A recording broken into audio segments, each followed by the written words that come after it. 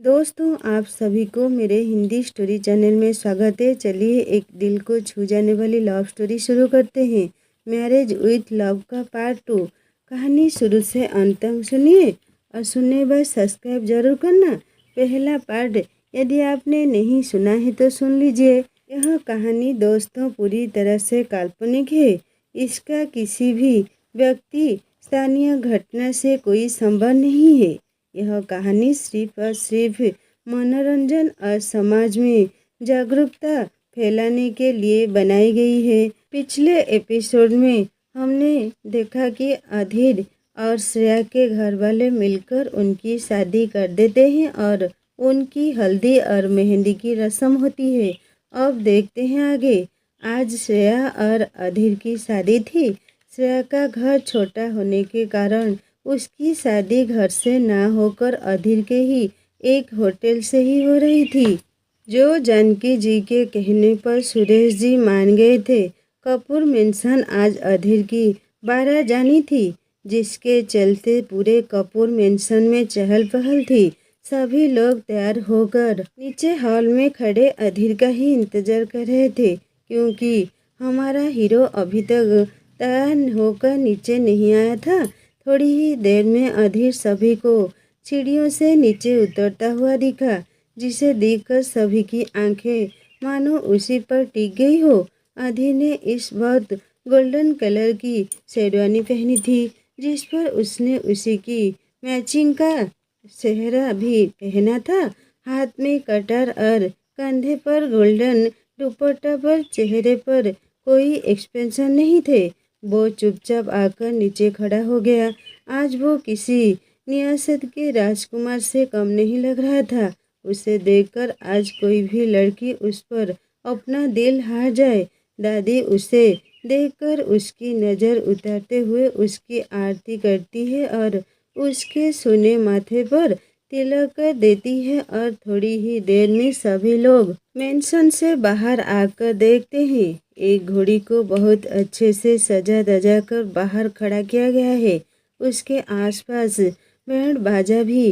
राज खुश होते हुए अधीर को अपने साथ उस घोड़ी के पास लेकर उस पर उसे बैठा देता है।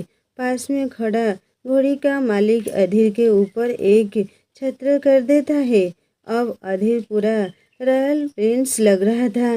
शादी मेंशन से थोड़ी दूरी पर बने होटल में हो रही थी, इसीलिए सभी ने आधा रास्ता गाड़ियों से तय किया और आधा पैदल चलते हुए तो नाचते हुए सभी ने अधीर की शादी में खूब डांस किया, सिवाय रोहन के। रोहन चुपचाप अपनी गाड़ी में उनके पीछे जा रहा था।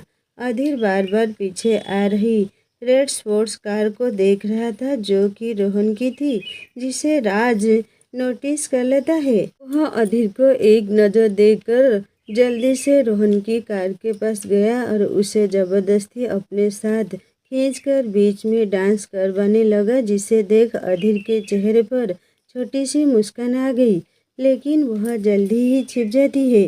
होटल के एक कमरे में श्रेया दुल्हन के जोड़े में तैयार होकर बैठी थी। उसने इस वक्त डार्क रेड कलर का लहंगा पहना हुआ था, जो कि उसके गोरे रंग पर बहुत जच रहा था। श्रेया ने इस वक्त लहंगे की मैचिंग की ज्वेलरी पहनी थी। आज वह भी कहीं की राजकुमारी से कम नहीं लग रही थी, लेकिन उसके चेहरे पर बेचैनी साफ दिख रही थी। वह अपने पास बैठी रूही से बोली, यार मुझे ना बहुत डर लग रहा है, पता नहीं मैं वहाँ पर एडजस्ट कर भी पाऊंगी कि नहीं। रूही, जिसने आज डार्क पर्पल कलर का लहंगा पहना हुआ था, वो भी आज बहुत खूबसूरत लग रही थी। वो श्रेया को तैयार करते हुए बोली, यार शादी से पहले यह डर हर लड़की को लगता है, तू चिल मार यार।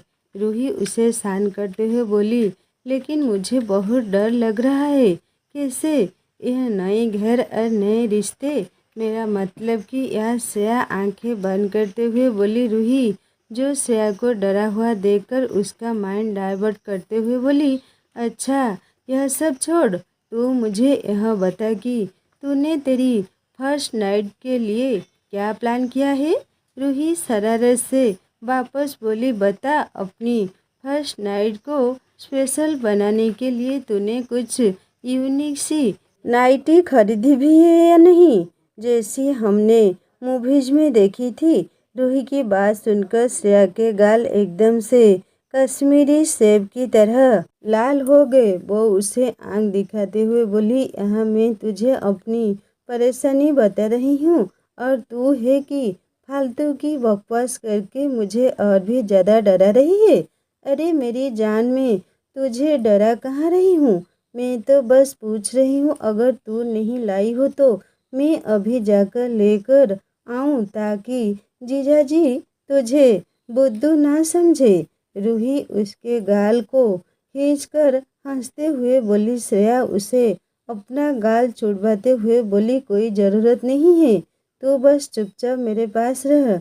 ऐसे ही रूही उसे छेड़ते हुए तैयार कर देती है। थोड़ी ही देर में ढोल नगाड़ों की आवाज़ आती है, जिससे उन्हें मालूम पड़ जाता है कि बारात आ चुकी है। रूही वापस से श्रेया को छेड़ते हुए बोली, लो आ गए तुम्हारे पियाजी तुमको लेने। उसकी बात सुनकर श्रेया बस उसे आंखें दिखा देती है। बाहर अधीर गेट पर खड़ा था। ममता जी उसकी आरती उतारकर उसे अंदर लाती है। थोड़ी देर में पंडित जी अधीर को मंडप में बुलाते हैं और अधीर मंडप में बैठकर विधि करने लगता है। थोड़ी देर में पंडित जी श्रेया को लाने का बोलते हैं, जिस पर ममता जी श्रेया को लेने चली जाती है। थोड़ी देर में श्रेया नीचे आती है। श्रेया को देखकर शादी में आए लड़कों की नज़र तो जैसे श्रेया से हटी नहीं रही थी। वहीं राहुल तो एकटक श्रेया को देखने में ही खो गया। वो खुद के ही मन में बोला, मेरी क्यूटी कितनी प्यारी लग रही है। काश मैंने जो सोचा था वो सच हो पाता। लेकिन खैर, मैं मेरी क्यूटी के लिए बहुत खुश हूँ। अधीर, जिसने अभी तक श्रेया को नज़र उठा के देखा तक नहीं, लेकिन राज जो उसके पास खड़ा था, उसने अधीर की तरफ झुकते हुए कहा, यार भाभी तो भला की खूबसूरत है, तेरे तो भाग्य ही खुल गए, एक नज़र देख तो ले। राज के बोलने पर अधीर श्रेया को एक नज़र देखने को उठाता है, लेकिन श्रेया को देखते ही अधीर तो जैसे अपनी नज़र उसे हटाना ही भूल जाता है। श्रेया आज कहीं की राजकुमारी से कम नहीं लग रही थी। अधीर तो एकटक श्रेया को देखने में ही खो गया। उसकी वो झुकी हुई हिरनी जैसी आंखों में काजल, होंठों पर डार्क रेड लिपस्टिक, नाक में नथनी, श्रेया आज कहाँ ढह रही थी। अधीर का ध्यान श्रेया से तब हटा जब श्रेया ने उसके पास बैठने के लिए पंडित जी ने मंत्र पढ़ने शुरू किए। अधीर अपने होश में आकर जल्दी से उससे अपनी नज़र हटा लेता है।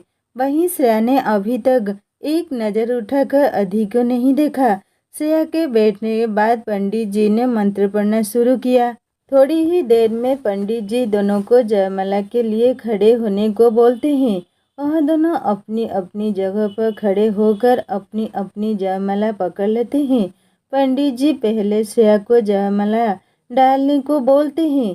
श्रेया, जिसने अभी तक नज़र उठाकर अधीर की तरफ देखा तक नहीं था, वो अब अपनी नज़र धीरे से अधीर की तरफ उठाकर देखती है तो वो एक पल के लिए अपनी पलकें झपकना ही भूल जाती है।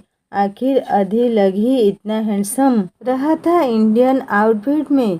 श्रेया को अधीर की तरफ ऐसे देखता देखकर रूही आगे आकर श्रेया के कान में बोली, मेरी जान, तेरे पास पूरी रात पड़ी है अपने हैंडसम पति को निहारने के लिए। अभी जल्दी से जयमाला डालना, सब देख रहे हैं। श्रेया अचानक रूही के इससे बोलने पर अपने सेंस में आती है और रूही की तरफ देखती है, जो उसे ही देखकर स्माइल कर रही थी। श्रेया उसे अपनी नज़र उठाकर अधीर को जयमाला डालती है।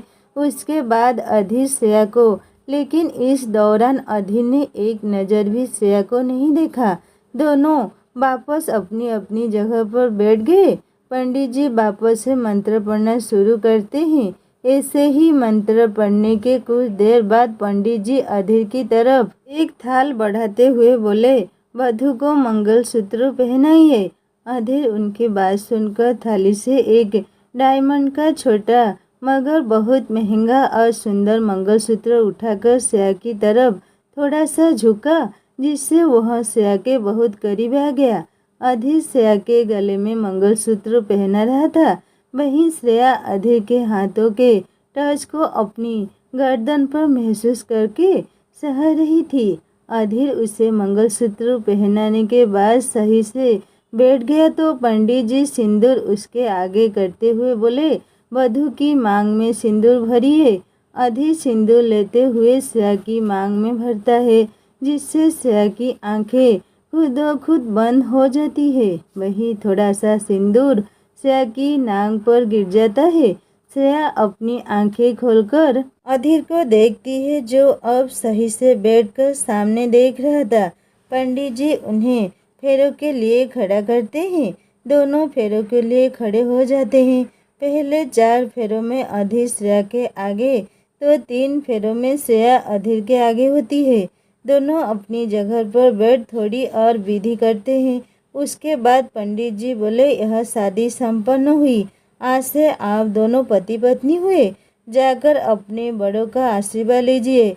अधीर और श्रेया दोनों अपनी जगह से उठकर सबसे पहले दादी के पास जाकर उनके पैर छूते हैं। उसके बाद श्रेया के माँ और पापा के पास ऐसे ही राज, नेहा और राहुल और रूही भी दोनों को गले लगाकर बधाई देते हैं। लेकिन इन सब में एक टेबल पर दूर बैठा रोहन यह सब देख रहा था, जैसे वह कोई बाहर का गेस्ट हो। अधीर भी उसे एक नज़र देखता है, लेकिन रोहन उसे अपनी नज़र फेर लेता है। थोड़ी देर बाद सभी का खाना पीना हुआ। अब बारी थी श्रेया की विदाई की। श्रेया अपनी मम्मा के गले लगकर रो रही थी। वहीं अधीर चुपचाप खड़ा होकर उसे देख रहा था। ऐसे ही श्रेया अपने पापा रूही और राहुल के गले लगकर भी रो रही थी। थोड़ी देर बाद श्रेया को अधीर की गाड़ी में बिठाकर उसे विदा कर देते हैं। वहीं बाकी सभी विदा लेकर होटल से निकल जाते हैं। गाड़ी में श्रेया अभी भी सुबह रही थी, लेकिन अधीर को जैसे उसे कोई मतलब ही नहीं था। वह अपने फ़ोन में बिजी था। करीब आधे घंटे बाद अधीर की गाड़ी कपूर मेंशन में रुकती है, जो किसी दुल्हन की तरह सजा हुआ था। अधीर गाड़ी से उतरकर घर के गेट पर देखता है कि सभी लोग उससे पहले ही घर के गेट पर खड़े थे। अधीर के बाहर निकलने पर श्रेया भी धीरे से गाड़ी के बाहर आती है और अधीर के बराबर में खड़ी हो जाती है। दादी दोनों को घर की चौखट पर खड़े होने को बोलती है। फिर दोनों की आरती करके श्रेया के सामने चावल से भरे कलश को अपने दाहिने पैरों से गिनने के बोलती है। श्रेया उनकी बात मानकर वैसा ही करती है। उसके बाद आलते की थाल में पैर डुबोकर उस सफ़ेद चादर पर अपने पैरों की छाप छोड़ने को बोलती है। श्रेया भी वैसा ही करते हुए घर के अंदर आती है। दादी दोनों को सबसे पहले घर के मंदिर में लेकर जाती है। अधीर जो कभी पूजा नहीं करता है, लेकिन अपनी दादी के कहने और इसे साथ जाना पड़ा। श्रेया मंदिर में हाथ जोड़कर भगवान से अपने नए जीवन के लिए आशीर्वाद लेती है, लेकिन अधीर एक्सप्रेशनल चेहरे के साथ बस वहाँ चुपचाप खड़ा था। थोड़ी देर में दादी दोनों को एक रूम में लेकर गई, जहाँ एक बड़ी सी तस्वीर में 2 लोग खड़े थे। उनमें से एक अधीर के पापा रंजीत कपूर तो दूसरे अधीर की माँ रेखा थी, जिनकी फोटो पर हार लगा था। दादी श्रेया को दोनों के बारे में बताती है। श्रेया आगे बढ़कर उनके सामने रखा दिया जलाकर उनके सामने हाथ जोड़ती है, लेकिन अधीर इस वक्त भी बस चुपचाप खड़ा था। उसे देखकर कोई नहीं बता सकता कि उसके मन में क्या चल रहा था। थोड़ी देर में दोनों हॉल में आते हैं तो देखते हैं कि हॉल में इस वक्त सिर्फ राज और नेहा ही खड़े थे। रोहन आते ही अपने कमरे में चला गया। दादी रोहन को ना देखकर उसे आवाज़ देते हुए बोली, रोहन, रोहन कहाँ है? आप जल्दी यहाँ आइए। रोहन दादी की आवाज़ सुनकर अपने कमरे से बाहर आता है। रोहन दादी, आपने बुलाया? जानकी जी, हाँ, हमने देखा आप श्रेया से शादी में भी नहीं मिले, अब आप घर आते ही अपने कमरे में चले गए। इधर आओ रोहन। दादी की बात सुनकर एक नज़र अधीर को देखकर दादी के पास जाता है रोहन। दादी श्रेया को राज की तरफ इशारा करते हुए बोली, श्रेया, यह राज है, अधीर के बचपन का दोस्त, और यह है इनकी पत्नी नेहा। राज और नेहा श्रेया को हेलो बोलते हैं। श्रेया भी स्माइल करते हुए हेलो करती है। उसके बाद दादी रोहन की तरफ इशारा करते हुए बोली, यह तुम्हारे पति का छोटा भाई यानी कि तुम्हारा देवर रोहन है। श्रेया रोहन की तरफ देखती है तो रोहन की तरफ से कोई प्रतिक्रिया ना करने पर बस अपना सिर हिला देती है। श्रेया को रोहन का बिहेव कुछ अलग लगा, लेकिन उसे किसी से कुछ कहा नहीं। थोड़ी देर ऐसे ही रहने के बाद दादी श्रेया को नेहा के साथ अधीर के रूम में भेज देती है। वहीं अधीर अपने स्टडी रूम में चला जाता है। नेहा श्रेया को अधीर के रूम के बाहर छोड़कर उसे अंदर जाने को बोल देती है, क्योंकि अधीर के कमरे में जाने की परमिशन किसी को भी नहीं थी। श्रेया डोर खोलकर कमरे में जाती है तो देखती है कि वह कमरा काफ़ी बड़ा और काफ़ी सुंदर था। कमरे के बीचों बीच एक बड़ा सा राउंड शेप बेड था। कमरे में काफ़ी एंटी और महंगी चीज़ों से सजाया गया था। श्रेया पूरे रूम को गौर से देखने के बाद जाकर बेड पर बैठ जाती है। दूसरी तरफ अधीर अपने स्टडी रूम में बैठा था। उसके सामने राज भी बैठा ड्रिंक्स कर रहा था। राज अधीर को देखकर बोला, बहुत रात हो गई है भैया, मेरे ख्याल से अब तुम्हें भाभी के पास जाना चाहिए, वो तेरा वेट कर रही होगी। अधीर उसकी बात सुनकर अपना सिर हिलाते हुए स्टडी रूम से अपने रूम की तरफ चला जाता है। वहीं राज और नेहा भी आज कपूर मेंशन में ही रुके थे। राज भी उठकर अपने कमरे में जाता है तो देखता है कि नेहा बेड पर लेटी सो रही थी। उसको देखकर राज के चेहरे पर स्माइल आ गई। वो डोर नॉक करके नेहा के पास बेड पर लेट गया और उसे प्यार से देखते हुए उसके गालों को सहलाने लगा। नेहा, जो थोड़ी देर पहले ही बेड पर लेटी थी, किसी के छूने पर उसकी आंखें खुल गई और अपने सामने राज को देखकर वो मुंह बनाते हुए बोली, राज, क्या है, सो जाओ ना प्लीज, मुझे बहुत नींद आ रही है। लेकिन राज उसे तो जैसे कुछ सुना ही नहीं दिया। वह नेहा की तरफ झुकते हुए हल्के से उसके होंठों को अपने होंठों से छूकर उसे किस करने लगता है। अचानक उसके ऐसा करने पर नेहा उसे खुद से दूर करने की कोशिश करती है, लेकिन राज उसके हाथों को पकड़कर अपने गले में डाल देता है। थोड़ी देर स्ट्रगल करने के बाद नेहा भी उसकी किस में इनबैलेंस हो जाती है, जिससे राज की सब किस पैशनेट किस में बदल जाती है। थोड़ी देर बाद राज नेहा के ऊपर से उठते हुए अपनी शर्ट के बटन खोलकर अपनी शर्ट को साइड में फेंक देता है। उसे ऐसा करते देख नेहा, जिसका चेहरा किस की वजह से लाल पड़ चुका था, वो धीरे से बोली, राज प्लीज, आज नहीं ना, आज मैं काफ़ी थकी हुई हूँ।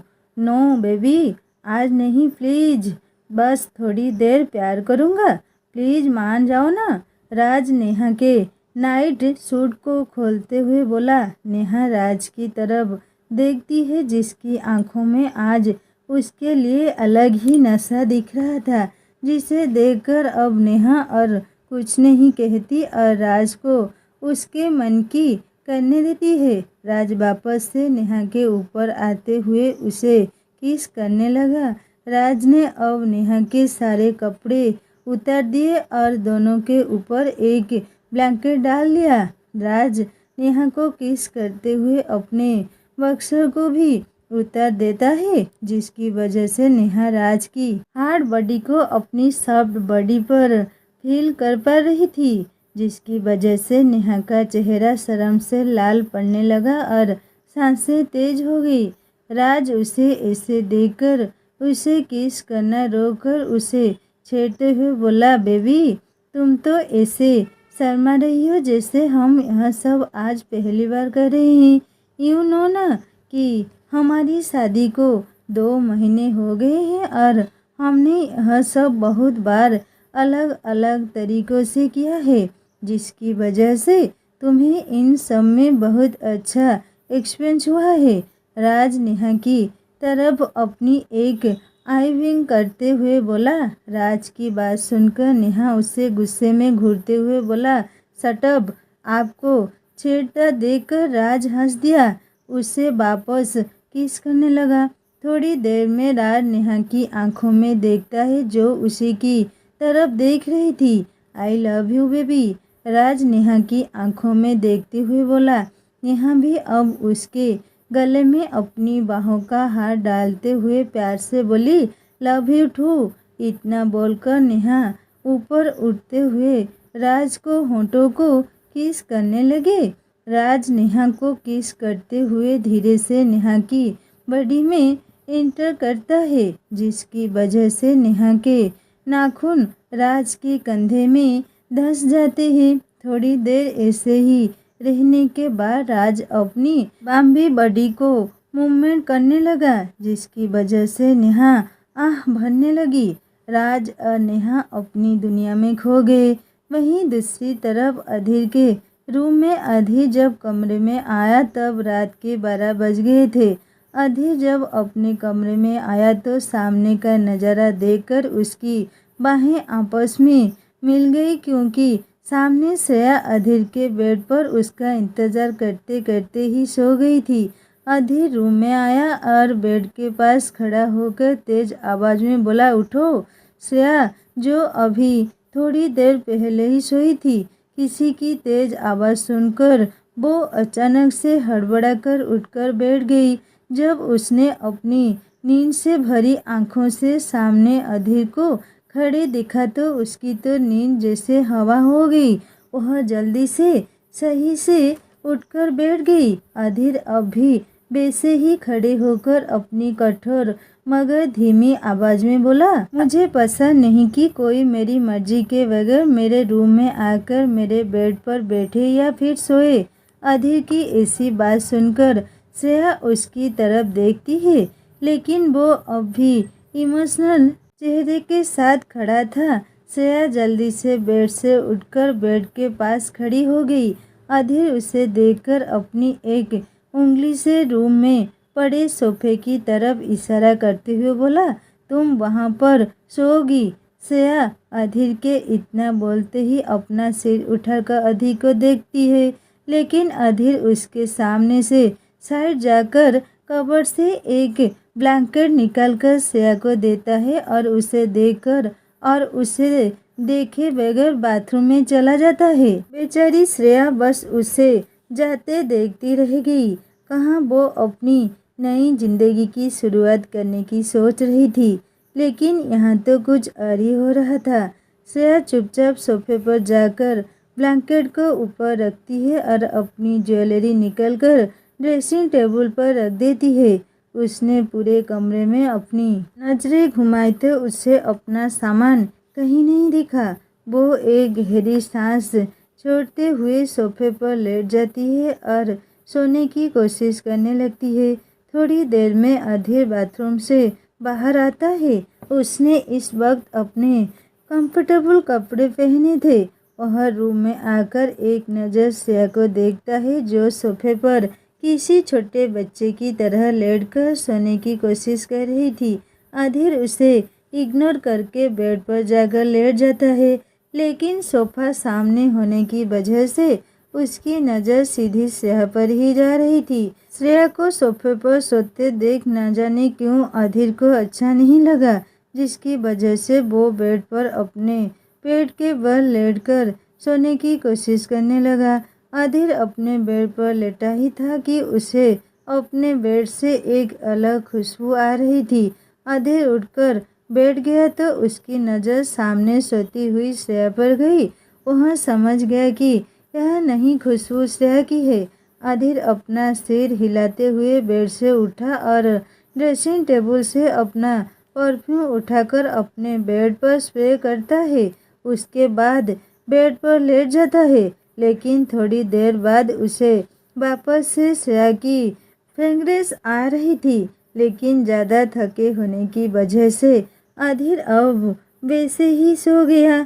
अगली सुबह अधीर के कमरे में श्रेया अभी तक घोड़े बेचकर सोफे पर सो रही थी कि तभी किसी ने रूम के डोर पर नॉक किया। श्रेया पहले उसे इग्नोर करती है, लेकिन डोर पर बार बार नॉक होने की वजह से श्रेया चिढ़कर उठती है और खुद से बोलती है, हद है यार, कोई चैन से सोने भी नहीं देता। इतना बोलकर श्रेया डोर खोलने को जाती है। श्रेया ने अभी अपना हाथ उठाकर डोर खोलना ही चाहता कि किसी ने अचानक से उसे उसकी कमर से पकड़कर डोर की साइड दीवार से सटा दिया। अचानक हुई हरकत से श्रेया चिल्लाने को हुई कि किसी ने उसके मुंह को अपने हाथ से दबाकर बंद कर दिया। श्रेया ने डरते हुए जब अपनी नजरें सामने को, तो यहाँ अधीर था जिसने उसे एकदम से पीछे से पकड़ लिया था।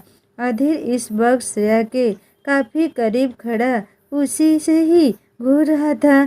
अधीर को अपने सामने देखकर श्रेया थोड़ी रिलैक्स हुई, लेकिन अधीर को अपने इतने करीब देख उसे अपनी बॉडी में एक सनसनी सी पैदा होते हुए महसूस हुई। अधीर धीरे से अपना हाथ उसके मुंह से हटाते हुए बोला, क्या तुम सबको यह बताना चाहती हो कि कल रात हम दोनों अलग अलग सोए थे? श्रेया अधीर की बात सुनकर उसकी बात का जवाब नहीं दे पा रही थी, क्योंकि एक तो अधीर अभी भी उसके एकदम पास खड़ा था, जिसकी वजह से अधीर की सांसें उसे अपने चेहरे पर फील हो रही थी। दूसरा, अधीर का एक हाथ अभी श्रेया की खुली हुई कमर पर था, क्योंकि श्रेया अभी तक लहंगे में ही थी, जिसकी वजह से अधीर के हाथों की गर्माहट अपनी कमर पर महसूस हो रही थी। श्रेया को कुछ ना बोलता देखकर अधीर उसे देखता है तो पता चलता है कि वह इस वक्त श्रेया के काफ़ी करीब खड़ा है। यह महसूस होते ही वह जल्दी से श्रेया से दूर हट जाता है। वो अपना चेहरा दूसरी तरफ करते हुए बोला, बोलो। श्रेया वापस उसके बोलने पर बस अपना सिर ना में हिला देती है। तो फिर यूं डोर खोलने का क्या मतलब है तुम्हारा? अधीर वापस से बोला। इस पर श्रेया सिर उठाकर अधीर को देखती है, जैसे उससे पूछना चाहती ही हो कि डोर खोलने पर किसी को कैसे पता चलेगा कि वह दोनों कल अलग अलग सोए थे। अधीर उसको अपनी तरफ ऐसे देखते हुए समझ गया कि वो क्या पूछना चाहती है। वो सोफे पर पड़े ब्लैंकेट की तरफ इशारा करते हुए बोला, जाकर पहले उसे उठाकर अंदर रखो। श्रेया को अब समझ में आया कि अधीर ने उसे डोर खोलने से क्यों रोका, क्योंकि डोर खोलने पर बाहर खड़े इंसान की नज़र सीधी सोफे पर पड़ती है। श्रेया जल्दी से अधीर की साइड से निकलकर ब्लैंकेट को उठाकर उसी कबर्ड में रख देती है, जहाँ से कल उसे अधीर ने निकाल कर दिया था। उसके ब्लैंकेट रखने के बाद अधीर ने डोर ओपन किया तो सामने एक सर्वेंट सिर झुकाए अपने हाथ में एक थाल लेकर खड़ी थी। डोर खोलने पर वो अधीर को विश करते हुए बोली, गुड मॉर्निंग सर। वो बड़ी मैम ने मैम के लिए यह सामान भेजा है और उन्हें तैयार होकर नीचे आने को बोला है। अधीर उसकी बात सुनकर गेट से हट जाता है और वो सर्वेंट अंदर आकर थाल को सोफे पर पास पड़े टेबल पर रखकर श्रेया को भी गुड मॉर्निंग विश करते हुए रूम से निकल जाती है। अधीर भी अपनी जिम के लिए चला जाता है। श्रेया उस थाल के पास जाकर देखती है तो उसमें एक रेड कलर की बहुत सुंदर साड़ी और कुछ ज्वेलरी और चूड़ियाँ रखी हुई थी। श्रेया उन्हें देखकर खुश होकर उछलते हुए बोली, वाह, ये कितनी प्यारी साड़ी है। श्रेया अभी यह बोल ही रही थी कि उसे अपनी कमर में अचानक दर्द हुआ। पूरी रात सोफे पर एक करवट सोने से उसकी कमर में दर्द हो रहा था। श्रेया दर्द को इग्नोर करके सामान को लेकर बाथरूम में चली जाती है और थोड़ी देर में तैयार होकर बाहर आती है। श्रेया ने इस वक्त वही रेड साड़ी पहनी थी जिससे उसका दूसरा गोरा बदन गजब ढा रहा था। श्रेया के बाल इस वक्त गीले थे जिनसे पानी टपक रहा था। वह जल्दी से रूम में आकर ड्रेसिंग टेबल के पास आकर अपनी मांग में सिंदूर भरती है और अपने हाथों में रेड चूड़ियाँ पहनती है।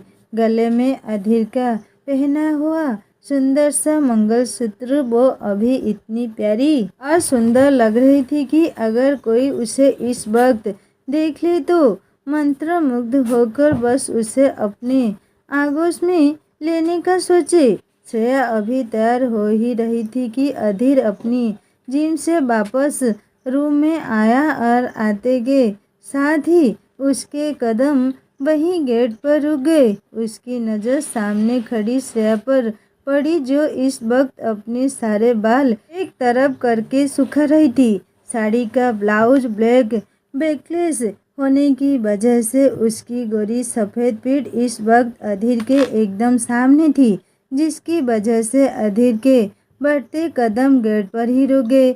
उसकी नज़र सीधी श्रेया की पीठ पर ठहर गई। अधीर की नज़र श्रेया की पीठ से होते हुए उसकी साड़ी से झांकती हुई पतली गोरी कमर पर पड़ी। उसकी तो जैसे अब हालत ही खराब होने लगी थी। अधीर श्रेया को अपने सामने ऐसे देखकर एक पल को अपना गला सूखता हुआ महसूस हुआ। अपना गला तर करते हुए अधीर जल्दी से उससे अपनी नज़रें फेर लेता है। वो अपना गला साफ करते हुए रूम में आता है, जिससे श्रेया अधीर की तरफ पलटती है तो एक पल तो श्रेया उससे अपनी नज़रें हटाना ही नहीं भूल जाती है।